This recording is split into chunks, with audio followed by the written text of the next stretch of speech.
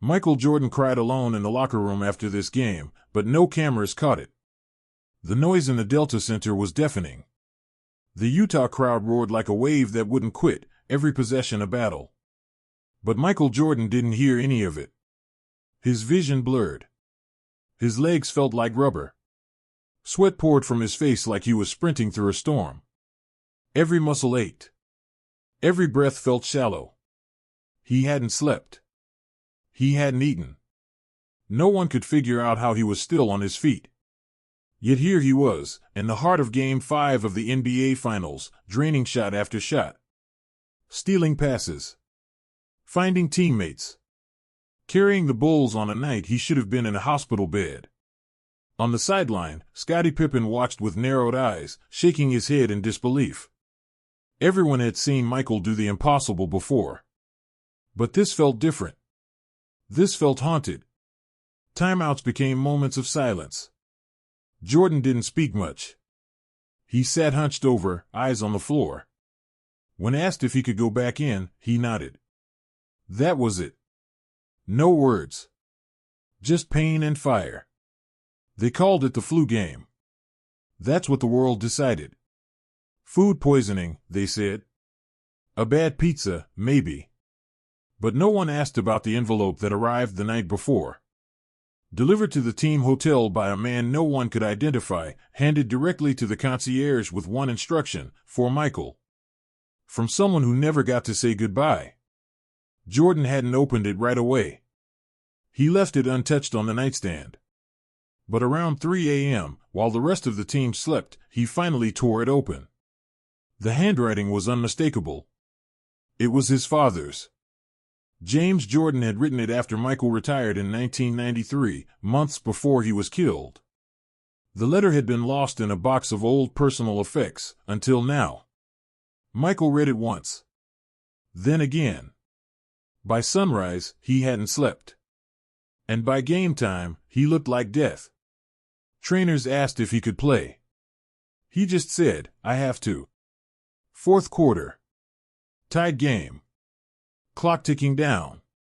The Bulls needed a miracle. Jordan hit a three that silenced the building. Seconds later, he clung to Pippen, barely able to stand. Cameras caught that image, and it went around the world. What they didn't capture was what happened next. The final buzzer sounded. Bulls win. Jordan didn't celebrate. No fist pumping, no yelling. He walked off the court slower than anyone else. Cameras followed the others. Pippen waved to the crowd. Rodman barked something to the media. But Jordan kept walking. Past the tunnel, through the hallway, into the locker room, and into the visitors' shower area, where no press was allowed. He sat down on the bench. Still in uniform. Elbows on his knees. And that's when he broke. No cameras. No teammates. Just the tiled walls and the hum of the fluorescent lights. He pulled the letter from his duffel bag, crumpled, sweat-stained, but intact, and held it to his chest. He cried. Not the kind of tears that come from victory or exhaustion. These were silent, private, and gut-deep. Tears that had waited years to fall. The kind you don't let anyone see. That's when the janitor found him. Carlos Ruiz had been working Delta Center maintenance for over a decade. Kept to himself. Showed up early, left late. Nobody really noticed him. That night, he was doing what he always did after big games, checking locker room trash bins, wiping down sinks, ignoring the noise from outside. He didn't expect to see anyone still there, let alone Michael Jordan. Carlos paused, unsure whether to speak.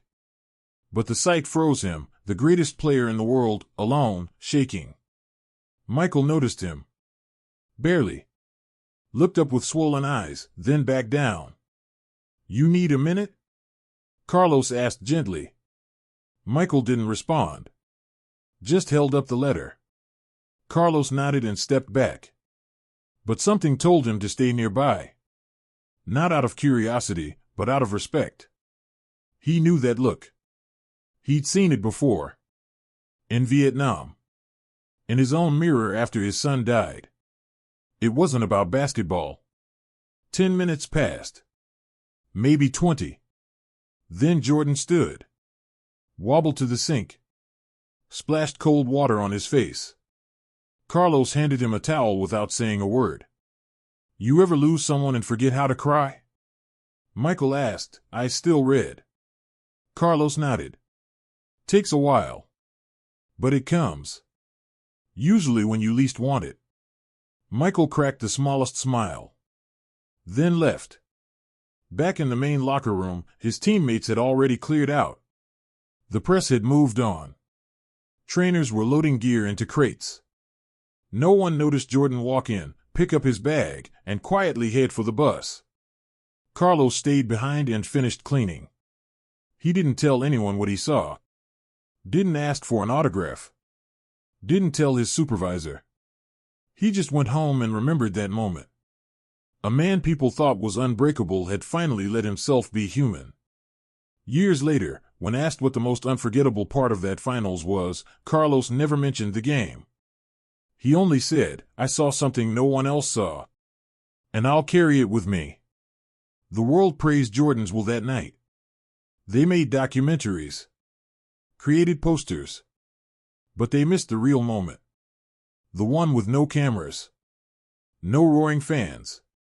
Just a man, a bench, a letter, and finally, silence. The next day, no one talked about what happened in the locker room. They talked about the three-pointer. The lean into Pippen. The sweat. The flu. The win. Headlines lit up everywhere, Jordan does it again. Analysts called it his most heroic game. Some said it would define his legacy. No one mentioned the letter. The Bulls were up 3-2 in the series, flying back to Chicago for Game 6. On the plane, Jordan sat near the window, headphones on, looking out into the clouds. Pippen tried to talk to him once or twice, but MJ kept it short. Not rude, just distant. Trainer Chip Schaefer sat across the aisle, watching. He had seen Jordan sick before. But this wasn't the same. The night before Game 5, MJ had been restless. Pacing. Refusing IVs. And now he was quieter than ever. Not just tired, empty. Back in Chicago, the media was everywhere. Reporters waited outside the hotel, at the practice facility, even near Jordan's home. He ignored them all. After the team bus pulled away from the airport, MJ stayed back, taking a different car. Alone. That night, he didn't go out. Didn't watch film. Didn't even turn on the lights in his condo. He pulled the letter from his bag again. Sat on the couch. Read it one more time.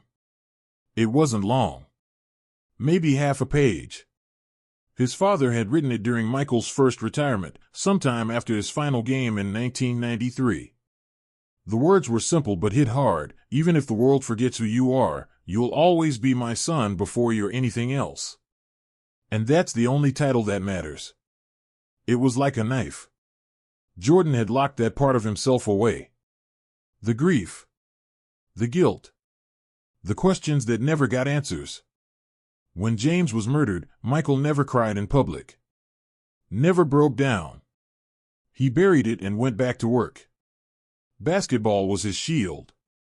But now, 2 years later, the pain had clawed its way back.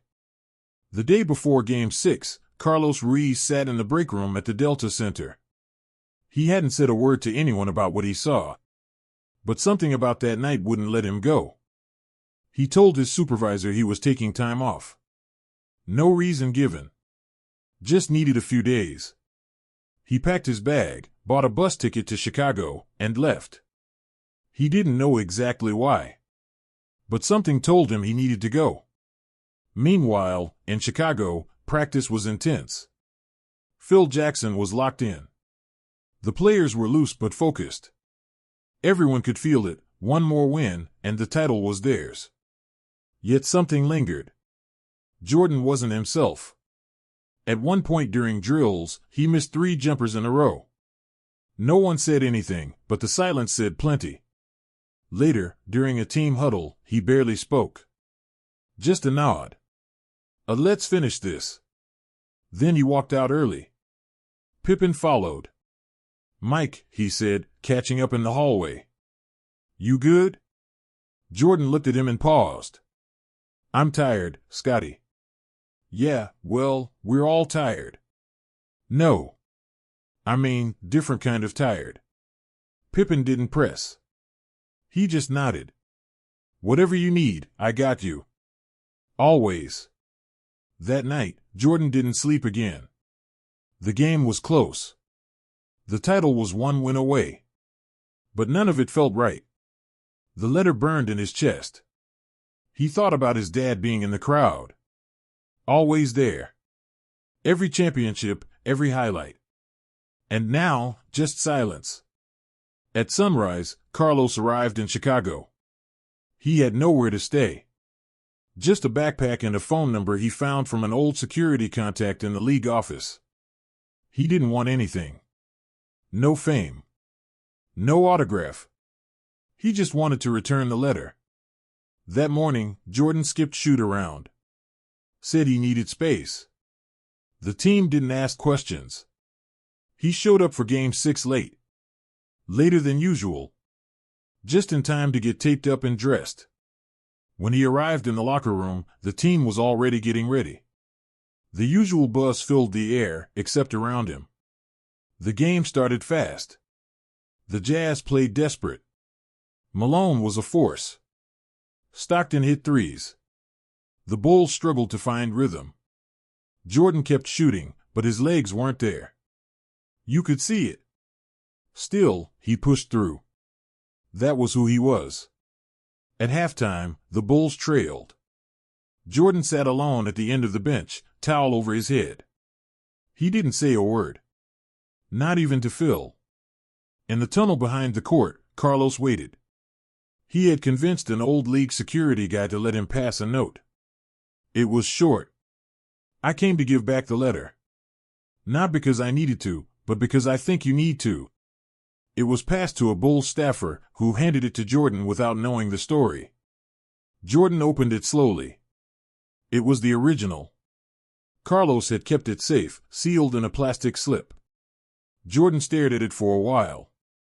Then folded it up and tucked it under his warm-up. In the second half, he played like something had shifted. Not flashy. Not explosive. But sharper. More precise. He found curve for open shots. Drove through the paint. Hit the boards harder. And when the fourth quarter hit, he took over. With a minute left, the Bulls were up by 2. The crowd was on its feet. Stockton missed a runner. Rodman pulled the rebound. Timeout. The final possession was coming. Phil drew up a play. Jordan nodded. Everyone knew what was coming. But in the huddle, MJ leaned in and whispered something to Steve Kerr. A subtle switch. Seconds later, Jordan drove right, drew a double team, and kicked it to Kerr at the elbow. Splash. The Bulls were champions. Confetti fell. Cameras flashed. Teammates hugged. Champagne bottles popped. But once again, Jordan slipped away. Back in the locker room, Carlos was there. Not to celebrate. Just to stand in the corner. When MJ walked in, soaked in sweat and silence, he saw him. They didn't speak. Jordan walked over, reached into his duffel, and pulled out the letter. He handed it back. "I thought I needed to let go of it," he said. "But I think I need to carry it. Just not alone."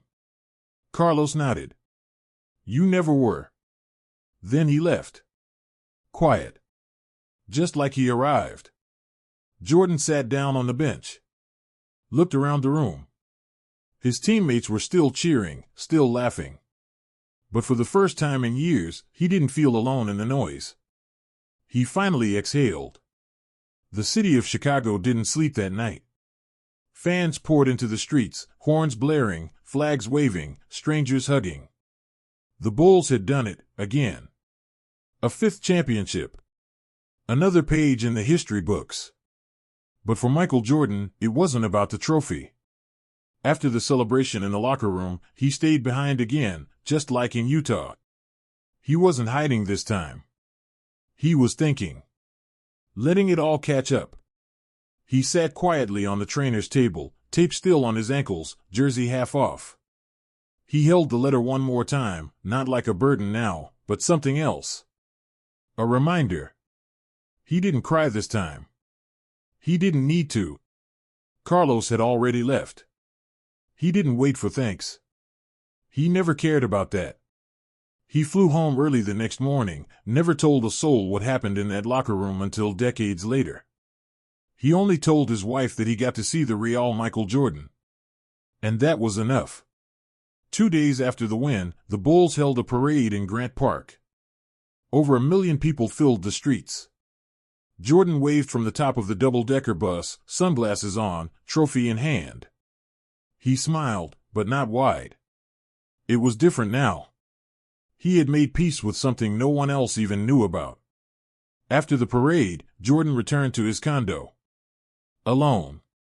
He placed the letter inside a wooden frame. No fanfare, no public display. Just something for him. A quiet way to say goodbye, and thank you. That summer, rumors about his next move started flying. Would he retire again? Run it back for a 6th title? The media guessed, but MJ stayed silent. He trained harder than ever, but not just for basketball. Something inside him had changed. There was a calmness to him now. Less anger. Less edge. But not less fire. At the start of the next season, he showed up to training camp early. Before the rest of the team. He walked into the empty gym, laced up his sneakers, and started shooting. Alone. Just the sound of the ball, the rim, and his breath. Phil Jackson watched from the doorway. "Didn't think you'd be the first one here," Phil said. "Didn't want to be late," Jordan answered, smiling. They didn't talk about the letter. Phil never asked. But he knew. He always knew when something deep was going on. That's why the team worked. It was built on more than schemes and plays. The 1998 season was brutal. Everyone gunning for them. Players aging. Media swarming. But something about Jordan that year was unshakable. Focused. Even when he was angry, he never lost control. The team fought through injuries, slumps, locker room tension. But every time it felt like they might crack, Jordan pulled them back. He wasn't loud about it. He just showed up, every game, every practice. Even when his back locked up. Even when his knees screamed. He kept going.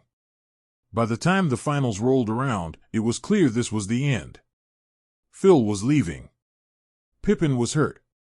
The dynasty was closing. Everyone knew it. Jordan knew it too. But he didn't complain. He embraced it. He wanted to finish it right. In Game 6 of the 1998 Finals, another game in Utah, everything came full circle. With 5.2 seconds left, Jordan stood at the top of the key. Down 1. The crowd thundered. He drove right, stopped, pulled back, and hit the shot that would seal his 6th championship. The world exploded. But after the game, once again, he disappeared. Reporters hunted for him, cameras waited, but he wasn't there. He had one last stop to make. He went back to the same visitor locker room. Same bench.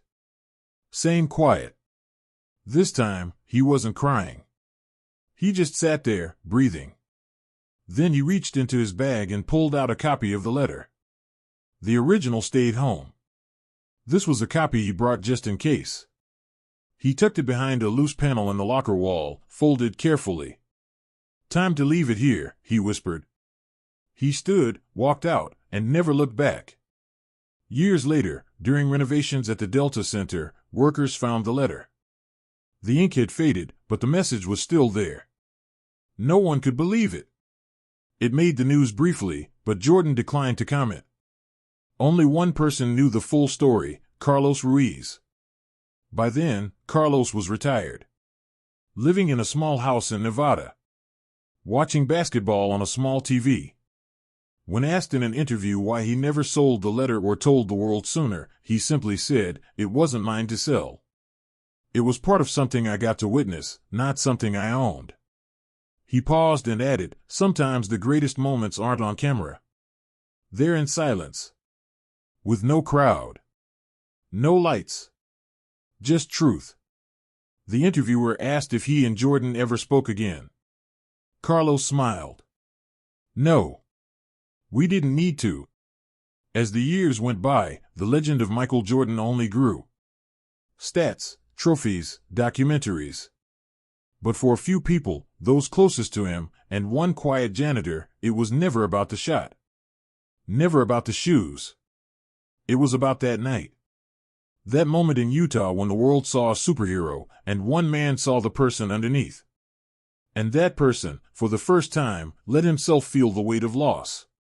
And then, finally, let it go. The story of the flu game became myth. But the truth was simpler. It wasn't about food poisoning. It wasn't about glory. It was about a son. And a father. And a letter that waited just long enough to be read.